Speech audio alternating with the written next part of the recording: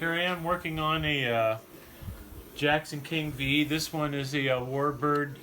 It's based upon a Focke Wulf FW190, and this one would have been somewhere in the range of 1942, 1941 on the eastern front, and going from the markings into camouflage. What we have is a field of yellow, and you know, quite honestly, the yellow, as I look at this, and I've seen it in the photographs from these planes that have been colorized or illustrations of them, the yellow seems kind of odd when they go through all this effort to, you know, create the camouflage coloration. A lot of times at the bottom of these planes they would be blue, so when you were looking up at the sky, it would be harder to see. You know, but obviously, if the sun's right above it, it's going to cast a shadow. That blue's going to go rather dark. You're going to see it anyway. So, I think most of the camo patterns were for these things to be on the ground, at their bases, and somewhat visually concealing them from potential bomb attacks or light fighters coming in and you know, wreaking havoc on the fleet. So.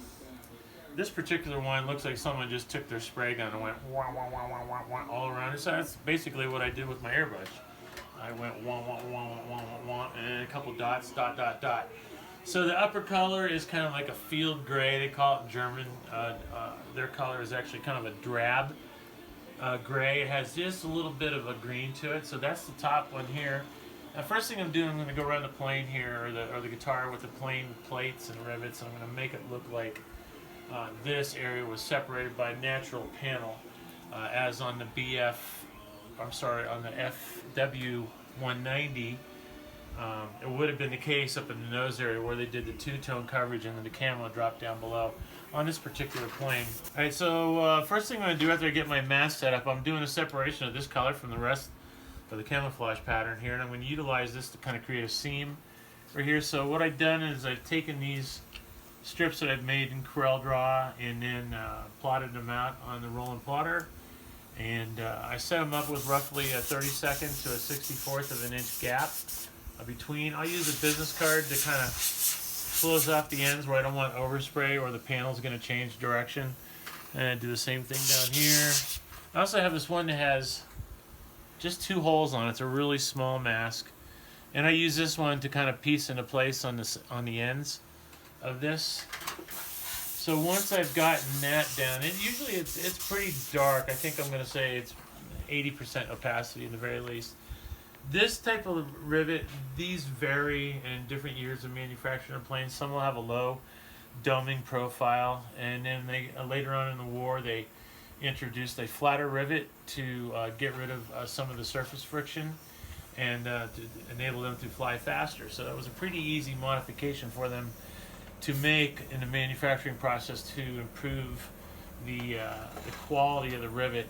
So this one here, just for the sake of giving it some dimension and allowing the viewer to see it easier, I'm going to start with more of a dome-shaped one. I'm just going to kind of do like a little semicircular movement right around the bottom of that circle. Not really going up too far. I want it to be subtle.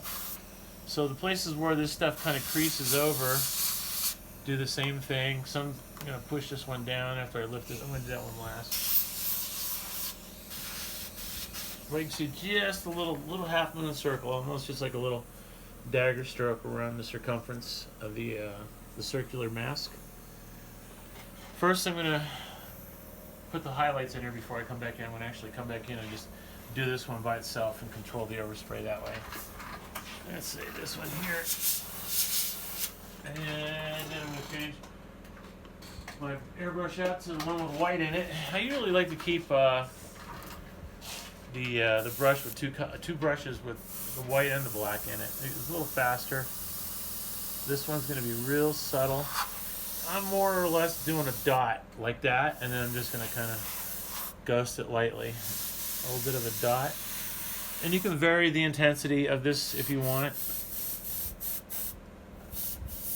It don't take much to do this effect. Dot, just a little bit of a ghosting. And I'm going to do this one. Did I do this one? No, I didn't do this one. Alright, so I'm going to peel this.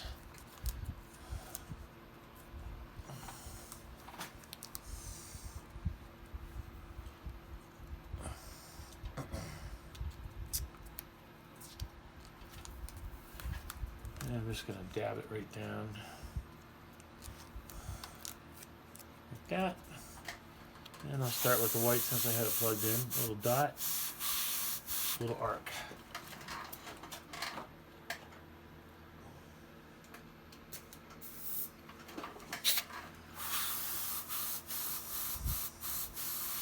And arc. So after I get to that point, I'll just remove these. And I reuse these over and over again, so no need to toss them.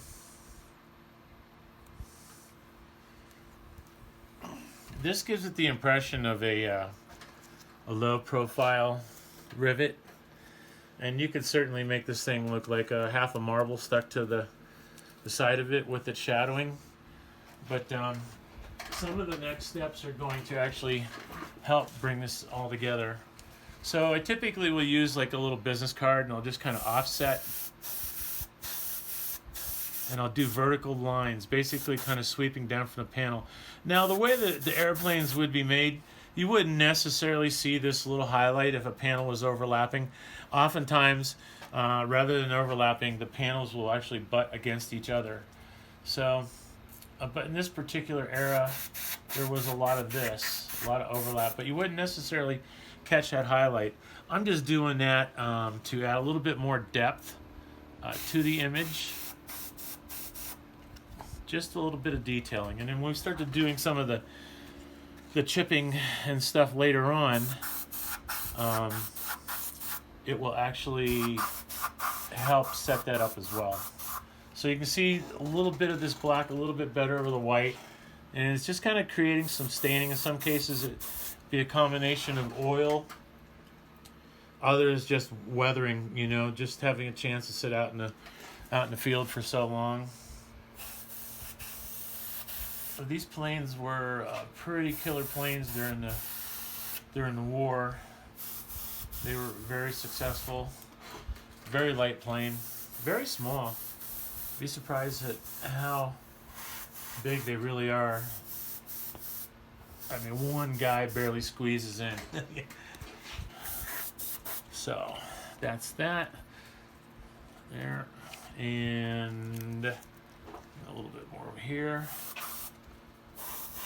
Okay, so what I'm doing is I'm a little semicircular above the rivet with the black. What that does, it gives you a feeling like the rivet's been like pulled in, and it's somewhat dimpling the metal that it's attached to. Do the same thing here. And that would be that. With that one, we'll take a little bit of white now, and I'm going to use, I should probably take this color and add some of this color to it, the white, and I would make a happy, kind of like a happy mix of the two. But what I'm going to do here is, you see, I'm just using this white very lightly. And when stuff has a, you know, opportunity to sit out in the sun, it chalks out a little bit. So I don't want to get carried away with the white. I want to emphasize that. I'm just doing some very light drags on that, and will kind of give you the impression of it kind of chalking out from a little bit too much UV exposure. There you go. You really can't even see that on the camera, can you? A little bit. A little bit. You can see how subtle that is, though. Like right through here. Real subtle. Cool. All right. Well, that's Rivet Tech 101. Hope you guys enjoy this little segment, and be sure to share some pictures once we get this thing all done. Take care.